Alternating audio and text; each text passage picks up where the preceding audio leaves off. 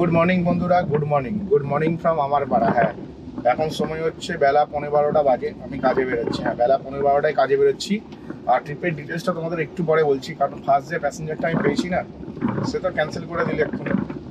তারপরে হচ্ছে সেকেন্ড একটা প্যাসেঞ্জার, যিনি হচ্ছে বেলা 10:30 থেকে গাড়ি সার্চ করছে, 135 টাকায় যাবে টালিগঞ্জ, ঠিক আছে। আর আমি, তোমরা জানো, আমি 150 টাকা নিচে নিয়ে যাবো না 5 কিলোমিটার। তো আমি তাই জন্য ডিক্লাইন করে 150 করেই যাচ্ছি, কিন্তু আমাকে অ্যাকসেপ্ট করছে না। লাস্ট পর্যন্ত এই মাত্র অ্যাকসেপ্ট করলো। যেটা ক্যান্সেল হওয়ার পর আমি ভেবে পাচ্ছিলাম না কোন দিকে যাবো। তো একটু পরেই তোমাদেরকে আমি সব কিছু বলছি। আগে না প্যাসেঞ্জারকে একটু ফোন করিনি, কারণ এটা ক্রিটিক্যাল প্যাসেঞ্জার আছে। তো তোমাদেরকে আমি যেমনটা বলেছিলাম যে একটি প্যাসেঞ্জার আছে ভাই ক্রিটিক্যাল, একটি না দুটি প্যাসেঞ্জার পেয়েছি ফার্স্ট সকালে ক্রিটিক্যাল। হ্যাঁ, প্রচণ্ড পরিমাণে ক্রিটিক্যাল বলতে গেলে ধরে নাও তোমাদেরকে যদি আমি বলি, মানে একটি প্যাসেঞ্জার গাড়ি বুক করেছে এবং তার কাছে আমি যাওয়া বলে রেডি হচ্ছি।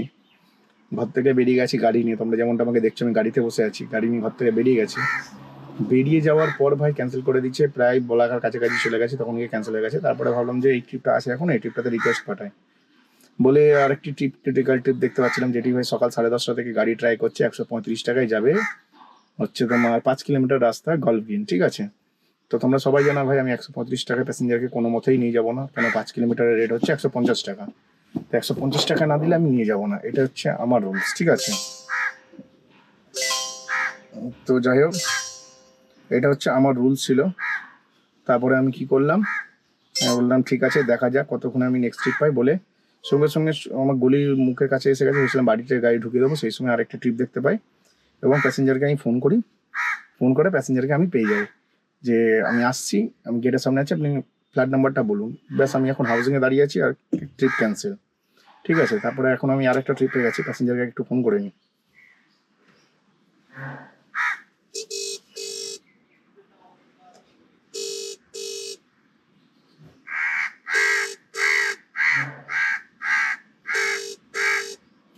আর একটা ভাড়া পেয়ে গেছি, দেখি এটা কি হয়। মানে এখন তো আমি প্যাসেঞ্জারের লোকেশনে দাঁড়িয়ে আছি। হ্যালো, হ্যাঁ, আপনি কোন জায়গাটা আছেন? এটা বলাকার মোড়ে তো?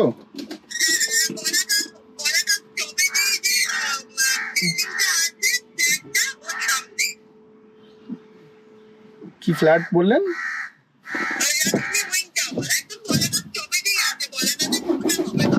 আচ্ছা, মুখেতেই আছে তো, ঠিক আছে। হ্যাঁ, আমি আসছি একটু দাঁড়ান।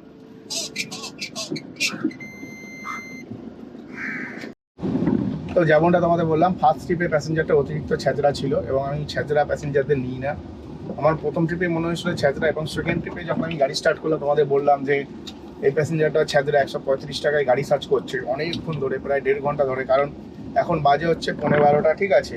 এবং আমি কালীতলার মুখে ফার্স্ট ট্রিপ যখন ক্যান্সেল হয়ে গেছে, তখন আমি ছিলাম বলাকার মুখের কাছে, ঠিক আছে। তখন আমি রেকর্ড করিনি, কারণ আমি তাড়াহুড়ো করে প্যাসেঞ্জারের কাছে যাচ্ছিলাম। তারপর ভাবলাম যে সিজনেতে ঢুকে গিয়ে রেকর্ড করবো, আমারও মনে হচ্ছে এই ট্রিপটা ছ্যাচড়া হবে।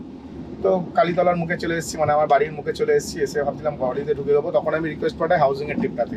হাউজিংয়ের ট্রিপে ওই ছ্যাঁচড়া মালটা আমার, মানে কি বলবো, গাড়িটাকে অ্যাকসেপ্ট করলো। দেখো, এখন তো আমরা অ্যাকসেপ্ট করি না, এখন প্যাসেঞ্জার অ্যাকসেপ্ট করে, মানে প্যাসেঞ্জারের ডিসিশন, আমার ডিসিশন না, ঠিক আছে। তো অ্যাকসেপ্ট করলো, অ্যাকসেপ্ট করার পর ওনার ফ্ল্যাট নাম্বারও বললো, ঠিক আছে। আর উনি ভেবেছেন আমাকে ক্যান্সেল করে না পার পেয়ে যাবে, ঠিক আছে। আমি একজনকে রিপোর্ট মেরে দিয়েছি অলরেডি একজনকে রিপোর্ট মেরে দিয়েছি। হাউজিংয়ের ট্রিপটাতে আমি পুরো প্যাসেঞ্জারের লোকেশনে চলে গেছি, মানে হাউজিংয়ের ফেজ 2 এর গেটে চলে গেছি। গেটে চলে যাওয়ার পর ক্যান্সেল হয়ে গেছে। তো আমার তার জন্য ভীষণ খারাপ লেগেছে যে ওনার গেটে চলে এলাম, গেটে এসে সিকিউরিটিকে মানে আর কি বলবো যে ফ্ল্যাট নাম্বারটা উনি আমাকে বললো পর্যন্ত, এবং আমি পুরো সিকিউরিটির কাছে চলে গিয়ে আমার ফালতু তেল নষ্ট হলো। দেখো, আমি ওইদিকে গেলাম, প্রায় অ্যারাউন্ড ধরে নাও 500 মিটার তেল নষ্ট হলো। আবার আমাকে 500 মিটার ব্যাকে কালীতলা আসতে হলো, তাহলে কত হলো? 1 কিলোমিটারে তেল নষ্ট হয়ে গেল, ঠিক আছে। আর তারপরে এখন আমরা থার্ড ভাড়া ঢুকছে, থার্ড ভাড়া যেটা ঢুকেছে সেটা হচ্ছে বলাকা থেকে ঢুকেছে। আর এই যে ভাড়াটি ঢুকেছে ভাই, এটা একদম সলিড ভাড়া। 4 কিলোমিটার যাবে 210 টাকা। হ্যাঁ, 4 কিলোমিটার যাবে 210 টাকা সলিড ভাড়া ঢুকেছে। আর এই প্যাসেঞ্জারটাকে দেখে আমার কথাবার্তা শুনে মনে হলো জেনুইন প্যাসেঞ্জার আছে। আর এই প্যাসেঞ্জারটাকে আমি নিয়ে যাব যে লোকেশনটা, সেটা হচ্ছে টিটাস অ্যাপার্টমেন্ট, বিদ্যাসাগর সরণি, বড় বাগান, নতুন পল্লী, পূর্ব বরিশাল। তো 4 থেকে 4.5 কিলোমিটার হবে, 210 টাকা ভাড়া ভাই, সলিড ভাড়া পাইছে এটা। প্রথম ট্রিপটা 230 টাকা ছিল, সেটার ডিস্টেন্স অনেকটাই বেশি ছিল, প্রায় নিয়ার অ্যাবাউট 6 কিলোমিটার ছিল, ঠিক আছে। আর এটা তো 4.5 কিলোমিটার, তো 1 কিলোমিটার তো এখানেই তেল নষ্ট হয়ে গেল। একটুখানি কপাল খারাপ থাকলে যা হয়। আর এই প্যাসেঞ্জারটাকে যা শিক্ষা দিচ্ছি ভাই, গ্যারেন্টি ও আর গাড়ি বুক করতে পারবে না, ওর এক্ষুনি কুত্তারাসি শুরু হয়ে যাবে। ঠিক আছে, ক্যান্সেল করার যে শাস্তি সেটা আমি ভালো মতন দিয়ে দিচ্ছি। আমি ইনস্ট্যান্ট দাঁড়িয়ে ভাই রিপোর্ট মেরে দিচ্ছি, অত ভাই ছাড়াছাড়ি সিন নেই। ঠিক আছে, তো যাই হোক আমি চলে এসেছি বলাকাতে প্যাসেঞ্জারের কাছে। তো প্যাসেঞ্জারকে একটু ফোন করে নিই, নেক্সট ট্রিপে আবার তোমাদের সাথে কথা হচ্ছে। সকাল সকাল আমার এক্সপিরিয়েন্স তোমাদের শেয়ার করলাম যে ফার্স্ট দুটো ট্রিপে কী কী হতে পারে। আমি এখন চলে যাচ্ছি বাড়িতে। হ্যাঁ, বাড়িতে চলে যাচ্ছি এই কারণে বাড়ি চলে যাচ্ছি, কারণ হচ্ছে কাজ করে লাভ নেই। হ্যাঁ, কাজ করে লাভ নেই, কনস্ট্যান্টলি বসে আছি এক জায়গাতে, স্টিল এক জায়গায় কনস্ট্যান্টলি বসে আছি। না করে হলেও 11টা থেকে এখন বাজে হচ্ছে 12টা থেকে 12টায় ঢুকলাম, কারণ আমি ফার্স্ট ট্রিপ নিয়ে বেরিয়েছিলাম 12:15 নাগাদ, 15 মিনিটে ট্রিপ শেষ করেছিলাম। তো 12টা থেকে 1:20 মানে 1 ঘন্টা 20 মিনিট বসার পরে আমি চিন্তা করলাম যে বাড়ির দিকে চলে যাওয়া যাক, কারণ হচ্ছে আমি ইনকাম করতে পারছি না। হ্যাঁ, অনেকে ইনকাম করছে, অনেকের গাড়ি ভর্তি প্যাসেঞ্জার, আর আমার গাড়িতে ভাই একটা প্যাসেঞ্জার নেই। সামনে 3টে গাড়ি আছে, 3টে গাড়িতেই প্যাসেঞ্জার আছে। ওনারা অন্য দিক দিয়ে আসছে, সেটা আলাদা ব্যাপার, কিন্তু হচ্ছে খুবই একটা বাজে একটা মুহূর্ত এখন, মানে খুবই খারাপ লাগছে। মানে সকালবেলায় ঘুম থেকে উঠলাম, ধরো অ্যারাউন্ড 9:30 সময় উঠেছি ঘুম থেকে, 9:30 থেকে 9:30 সময় ঘুম থেকে উঠলাম। ঘুম থেকে ওঠার পরে ভাবলাম কাজে যাই, রেডি হয়ে গেলাম 10টার মধ্যে, লগিং টগিং করে বসলাম, কিন্তু একটাও ঠিকঠাক অ্যামাউন্টের ভাড়া পেলাম না। হ্যাঁ, একটাও ঠিকঠাক অ্যামাউন্টের ভাড়া পেলাম না। আর একটা অদ্ভুত গরম, যেটা হচ্ছে কি বলবো, নামেই ওয়েদারটা আর কি এরকম। আমি না ঘেমে পুরো স্নান হয়ে যাচ্ছি। তো আমি এখন গাড়িতে এসিই চালিয়ে রেখেছি, তোমরা সবাই জানো আমি বিনা এসিতে কাজ করি না। ঠিক আছে, তো খালি গাড়ি নিয়ে বাড়ি গেলেও এসি চালিয়েই বাড়ি যাবো, মানে নন এসি বাড়ি যাবো না, কারণ নন এসি যাওয়ার প্রশ্নই আসে না এই ওয়েদারে। বিশেষ করে খুবই বাজে একটা ওয়েদার, ক্যামেরা পর্যন্ত প্রচণ্ড ভিড়, তো ক্যামেরা পুরো আগুন হয়ে রয়েছে দেখি।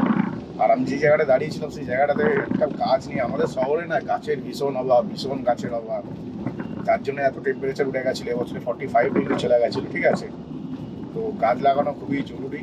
তো ভাই সবাই একটা করে গাছ লাগিয়ে বড় বড় দেখে রাস্তার ধারে যেখানে খুশি গাছ লাগাবে। তো যাই হোক, গাছ ফাছ না পেয়ে রাস্তার ধারে দাঁড়িয়েছিলাম, কিন্তু টেম্পারেচার না, কেন আমি হাত দিয়ে দেখছি সেই লেভেলেরই টেম্পারেচার। আর প্রচণ্ড গরম, জামা প্যান্ট পুরো ঘামেতে ভিজে চ্যাপচ্যাপ করছে। কারণ 1.5 ঘন্টা ধরে ভাই বিনা এসিতে চুপচাপ বসেছিলাম। গাছের তলা থাকলে তার একটু টেম্পারেচারটা কন্ট্রোলে থাকতো, গাছের তলায়ও ছিলাম না, এমনি নর্মালি একটা জায়গাতেই বসেছিলাম। আর এখন হচ্ছে ট্রিপ না পেয়ে বাড়িতে চলে যাচ্ছি। আর ট্রিপ না পেয়ে বাড়িতে চলে যাচ্ছি কারণ হচ্ছে এই যে ভাড়াটা ঢুকছে, আওয়াজ হচ্ছে, শুনতে পাচ্ছ, এগুলোর অ্যামাউন্ট জানো তো? এমআর বাঙ্গুর হসপিটাল যাবে 160 টাকা, কোথা থেকে? পঞ্চাননতলা থেকে, বাঙ্গুর থানা থেকে বাঙ্গুর হসপিটাল 160 টাকায় যাবে ভাই। কি বলবো, হঠাৎ করে না ইনড্রাইভ অ্যাপের মধ্যে একটা নতুন আপডেট এসছে, যেখানে হচ্ছে আর আমরা ভাড়া বাড়াতে পারছি না, মানে 3খানা অ্যামাউন্ট দেখাচ্ছে। তো যে যেরকম অ্যামাউন্ট দিচ্ছে সেই হিসেবে কোনো কোনোতে 2খানা শো করছে, কোনো 3খানা শো করছে। তো 3টে অ্যামাউন্টের মধ্যে যে কোনোতে একটা ক্লিক করতে হবে। আগে যেমন আমরা ম্যানুয়ালি টাইপ করতে পারতাম, অ্যামাউন্ট টাইপ করলে ওরা বলে দিত এটা বেশি হয়ে যাচ্ছে, এত টাকা হওয়া উচিত। তো সেই জিনিসটা হচ্ছে না। হ্যাঁ, সেই জিনিসটা হচ্ছে না, যার কারণে মানে ব্যবসা করাটাও অনেক বেশি দুষ্কর হয়ে উঠেছে। হয়তো ভাই একটুখানি দেখো, একজন বুক করেছে 5 কিলোমিটার যাবে, এবার ধরো আমি 3 কিলোমিটার দূর থেকে যাচ্ছি, তাকে আমি 200 টাকা লিখে পাঠাতাম, তো সে 5 কিলোমিটারে 150 টাকা দিয়ে রেখেছে। সেকেন্ড অপশনটা দিচ্ছে 160, থার্ড অপশন দিচ্ছে 170। ঠিক আছে, আর একটা অপশন দিচ্ছে 180, হাইস্ট 180 অব্দি দিচ্ছে, তারপরে আর দিচ্ছে না। কিন্তু ওই ভাড়াটা অ্যাকচুয়ালি 200 টাকা দিলে অনেক দূর থেকেও একটা গাড়ি চলে আসতে পারতো, এখন আর সেটা আর হচ্ছে না। ঠিক আছে, মানে অ্যামাউন্টই পাচ্ছি না, তো দূর থেকে গাড়ি নিয়ে কী করবো? ঠিক আছে, অ্যামাউন্টটা ঠিকঠাক পেলে দূর থেকে গাড়ি নিয়ে যেতাম, সেটা একটা আলাদা বিষয় ছিল, কিন্তু অ্যামাউন্টই পাচ্ছি না, তো দূর থেকে গাড়ি নিয়ে গিয়েই ভাই কী করবো? ওই জন্য ভাই মানে কী বলবো, একটা ভাড়া পেয়েছিলাম, মনে হচ্ছে যে ভাড়াটা দিয়ে যায়, 5 কিলোমিটারের ট্রিপ ছিল, 150 টাকা দিয়ে গেছে প্যাসেঞ্জার। আর আমার কাছে হাইস্ট 160, 170, 180 এই 3টে অপশন শো করছিল। কিন্তু যে আমি নিজে থেকে যে 200 টাকা লিখে পাঠাবো প্যাসেঞ্জারকে, সেটা আর লেখা যাচ্ছে না। হ্যাঁ, নতুন আপডেটে এই প্রবলেমটা করে দিচ্ছে।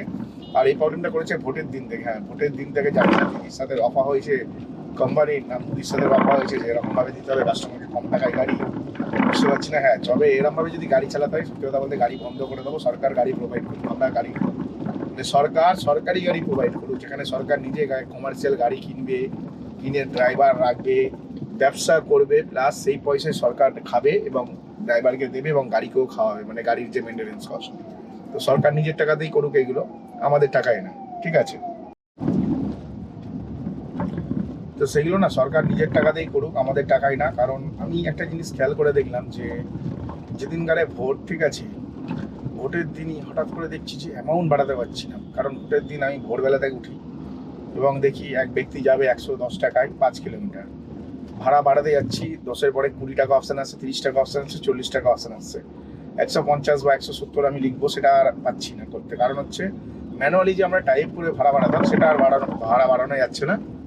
যার কারণে আমি কি করলাম, আবার লোটা কম্বল গুটিয়ে ঘুমিয়ে পড়লাম, যে ভাবলাম দরকার নেই ব্যবসা করা, এই অ্যামাউন্টে ব্যবসা করা যাবে না। এবং আজকেরও সেম একই জিনিস দেখলাম, এমনিতে ভাড়া নেই, ঠিক আছে, তার মধ্যে যে কটা ভাড়া আসছে এতই অ্যামাউন্ট কম, তার থেকে যা ভাড়া দিচ্ছে কাস্টমার তার থেকে 10, 20, 30 এরকমই বাড়ানো যাচ্ছে অ্যামাউন্ট, এর থেকে বেশি টাকা বাড়ানো যাচ্ছে না।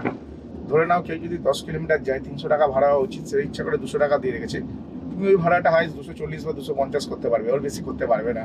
কারণ তোমাকে ইডিট করে যে ভাড়া তুমি অ্যামাউন্টটা নিজে লিখে কাস্টমারকে সেন্ড করতে, সেই জিনিসটা ডিসেবল করে দিয়েছে। সেই জিনিসটা কী কারণে ডিসেবল করেছে ভাই আমি জানি না, তবে আমার তো ভাড়াই পোষাচ্ছে না, তাই আমি গাড়ি চালাবো না। হ্যাঁ, এবারে আমার মতন যারা আছে, ঠিক আছে, আমি চাইবো না তাদেরও লস হোক।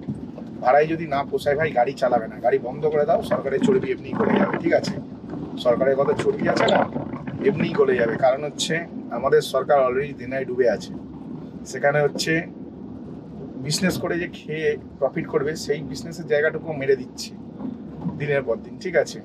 আগে গাড়িতে কত টাকা কত ইনকাম হতো, এখন কিরকম ইনকাম হয়, প্রচণ্ড বাজে একটা বিজনেসের অবস্থা, খুবই বাজে একটা ইনকাম হচ্ছে। যার জন্য মানে কি বলবো, এত বাজে একটা ইনকাম হচ্ছে না, মানে যদি এটা সরকারের, দেখো ভোটের কারণেই তো দেখলাম আমি ব্যবসাটা এরকম হয়ে গেছে, ঠিক আছে, 1 নম্বর। 2 নম্বর ভাই, ভাড়া যেখানে আমরা বাড়াতে পারতাম সেই অ্যামাউন্টের জায়গায়, যেখানে আমরা অ্যামাউন্ট লিখতাম যে 300 টাকা চাই, 400 টাকা চাই, সেই জায়গাটাকে ডিসেবল করে রেখে দিয়েছে, ঠিক আছে। কোম্পানি নিজেদের ইচ্ছা মতন একটা, মানে কি বলো এটাকে, নিজেদের ইচ্ছা মতন একটা অ্যামাউন্ট দিয়ে রেখেছে, কাস্টমার বেসে অ্যামাউন্টটা তৈরি হয়, ঠিক আছে। তো কাস্টমার 5 কিলোমিটার যাবে, কাস্টমার যদি 80 টাকা দেয়, তাহলে 80 পরে 100 পাবে, 110 পাবে, 120 পাবে, 3খানা অপশন পাবে। কিন্তু 5 কিলোমিটার রাস্তা তো 110 টাকাতেও যাওয়া যাবে না, 120 টাকাতেও যাওয়া যাবে না, মিনিমাম 150 টাকায় যেতে হবে। 150 টাকা তুমি লিখতেও পারবে না, তাই তুমি কাস্টমারকে রিকোয়েস্টও পাঠাতে পারবে না, তাই তোমার লস।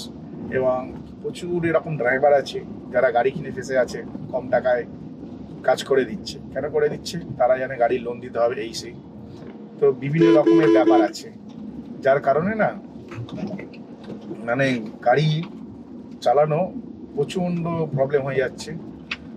কেউ কম টাকায় চলে যাচ্ছে, ঠিক আছে, যার কারণে অনেক বেশি প্রবলেম হয়ে যাচ্ছে। তাই আমি সিদ্ধান্ত করেছি, মানে এরকমই যদি হতে থাকে ভাই, আমি সবাইকে বলবো কেউ গাড়ি কিনো না এখন এই মুহূর্তে, ঠিক আছে। ব্যবসা দেখো, ব্যবসা তো খারাপ হয়, কিন্তু এরকমও আমি খারাপ দেখিনি যে ভোটের সময় এরকম হয়ে গেছে ব্যবসা। আর তাছাড়া এভরি ইয়ার ভোটের টাইমে দেখেছি, এটা আমার অ্যানালাইজ করা, প্রত্যেক বছর ভোটের সময় না কিছু না কিছু অ্যামাউন্ট কমেই যায়। আবার ভোটটা চলে গেলে, রেজাল্ট বেরিয়ে গেলে আবার ভাড়া যেই কেসেই হয়ে যায়। কিন্তু এবছরে না একটু বেশিই কমে গেছে ভাড়ার অ্যামাউন্টটা। তো এরকমভাবে যদি সরকার ভাড়া কমাতে থাকে ভাই, ভোটের কারণে যদি ভাড়া কমে, ঠিক আছে, সেই ক্ষেত্রে আমি বলবো ভাই সরকার নিজের গাড়ি বের করুক, দেখবো আমি সরকারের কত দম আছে। কারণ হচ্ছে সরকার নিজেই ভিখারি, ও কি গাড়ি বের করে গাড়ি চালাবে, ঠিক আছে। সরকারকে গাড়ি কিনতে একটা 1 লক্ষ 2 লক্ষ গাড়ি কেনা, ঠিক আছে, তারপরে তাতে হচ্ছে 2 লক্ষ ড্রাইভার নিয়োগ করা। হ্যাঁ, গরিব বাড়ির ছেলেরা চালিয়ে দেবে, অসুবিধা নেই, ড্রাইভার পেয়ে যাবে, কিন্তু চালানোর পর গাড়িগুলো কি আর আসতে থাকবে? ধরে না আমাদের পাড়ায় একজন আছে, ঠিক আছে, আমার জ্যাঠার একটা ছেলে আছে হ্যাপি, ওকে যদি সরকার ভুল করে একটা গাড়ি দিয়ে দেয় না, যে তুমি আমাদের সরকারি গাড়ি চালাও, গাড়িটা 1 মাসের মধ্যে শেষ হয়ে যাবে, মানে 1 মাসের মধ্যে সরকারের 10 লক্ষ টাকা শেষ, ঠিক আছে, এরকম একটা ব্যাপার। তো এরকম ভাবে ড্রাইভার দিয়ে গাড়ি চালিয়ে প্রফিট করে গাড়ি মেনটেনেন্স করে ড্রাইভারকে মাইনে দিয়ে সরকারের প্রফিট হবে? কিছুই প্রফিট হবে না। কারণ হচ্ছে সরকার যা ইনভেস্ট করবে তার থেকে বেশি ভোগে চলে যাবে গাড়ি মেনটেনেন্সে। কারণ হচ্ছে আমাদের দেশে সরকারি যে ব্যবস্থা আছে না গাড়ির, মানে ট্রান্সপোর্টেশন, সরকারি ট্রান্সপোর্ট, ভাই ট্রান্সপোর্টগুলোর অবস্থা দেখবে, সরকারি পুলিশরা ভাই আমাদের গাড়ির পলিউশন চেক করে রাস্তায় দাঁড়িয়ে দাঁড়িয়ে, কিন্তু নিজেদের সরকারি গাড়িগুলোর যা অবস্থা, রাস্তাঘাটে যেতে যেতে জ্বলে গেল আগুন, রাস্তাঘাটে যেতে যেতে মানে একবার অ্যাক্সিডেন্ট করছে ফার্স্ট গিয়ারে দিয়ে, এতই কালো ধোয়া পেছন দিক থেকে বেরোচ্ছে, সেইগুলো পুলিশের চোখে পড়ে না। সরকারি পুলিশ, যেহেতু সরকারি গাড়ি, সরকারি পুলিশ সবই বুঝতে পারছে, এক কাটার লোক, ঠিক আছে, তো যার কারণে না সেইগুলো সরকারের চোখে পড়ে না। এবং সরকার মনে করে যে ওই খারাপ গাড়ি মানুষকে দীর্ঘদিন ধরে দিয়ে দিয়ে বেশ ভালোই মজাই রয়েছে। কিন্তু ভাই প্রকৃতির ভাই পলিউশন করে করে প্রকৃতি নষ্ট করে দিচ্ছে। হ্যাঁ, পলিউশনের কারণে প্রকৃতি নষ্ট হয়ে যাচ্ছে। প্রচণ্ড বাজে একটা আমাদের সরকার, যেখানে হচ্ছে আমাদের ইনকাম শেষ করে দিচ্ছে, যত দিন যাচ্ছে শেষ করে দিচ্ছে। কিন্তু হচ্ছে মানে সরকারি গাড়ি যে সরকার নামাবে সেটাও লঞ্চ করুক, আমি বলছি সরকারের দম থাকলে লঞ্চ করুক, কিন্তু আর গ্যারেন্টি দিয়ে বলতে হবে সরকারি বাসের যে অবস্থা আমাদের শহরে, এরকম কোনো শহরে নেই। ঠিক আছে, পেছন দিক দিয়ে পলিউশন, ভাঙা চোরা, মানে কি বলবো আর কি, মেরি বিস্কুটের মতন মানে চুরমুর হয়ে যায় এরকম সরকারি গাড়ির অবস্থা। মানে খুবই একটা বাজে ব্যাপার। ঠিক আছে, মানে এতটাই বাজে ব্যাপার, মানে কি বলবো। তো ঘরেতে কেউ নেই নাকি? না, মা নেই মনে হচ্ছে। ভেবেছিলাম খাবারটা নামাবো, খাবার আমাকে হাতে করে নিয়ে আসতে হবে। তো চলো সোজা গ্যারেজে যাই। ভিডিওটা এখানেই শেষ করলাম। ঠিক আছে, আমার বক্তব্য আমি রাখলাম। তবে খুব খারাপ লাগলো আজকে ব্যবসা করতে বেরিয়ে, মানে কালকের ভোটের রেজাল্ট আর আজকে ব্যবসার এই অবস্থা, খুবই খারাপ লাগলো। ঠিক আছে, তো তোমরা তোমাদের কমেন্ট সেকশনে মতামত জানিও আমি ঠিক বললাম কি ভুল বললাম। কারণ হচ্ছে ইনকাম করতে গেলে 30 টাকা নিচে গাড়ি চালানো যাবে না, পরিষ্কার কথা। এতটাই বাজে ব্যবসা হলে কি করে চলবে। তো চলো ভিডিওটা এখানেই শেষ করলাম। চলো টাটা।